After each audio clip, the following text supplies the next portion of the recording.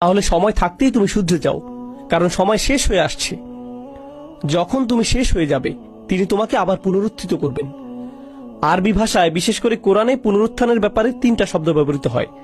আহিয়া কিছু মরে যাওয়া, এরপর আবার জীবন ফিরে পাওয়া। বাআসা শব্দটি দিয়ে 2টা জিনিস বোঝায়, কিছু জাগানো এবং তাকে সামনে এগিয়ে নিয়ে যাওয়া। অর্থাৎ আল্লাহ আমাদেরকে জাগিয়ে তুলবেন এবং আমাদেরকে সেই স্থানে পাঠাবেন যেখানে আমাদের থাকার কথা। নাসারা শব্দটির আক্ষরিক অর্থ হলো কিছু ছড়িয়ে দেয়া, যেমন নাসারাল মাইয়িতু নুশরান, আরবিতে এমন একটা কথা আছে, অর্থাৎ ফসল তোলা হয়েছে। এর মানে হলো অবশিষ্ট অংশ জমিতে পড়ে রয়েছে, এগুলো আটি বাঁধা অবস্থায় নেই, ছড়িয়ে রয়েছে।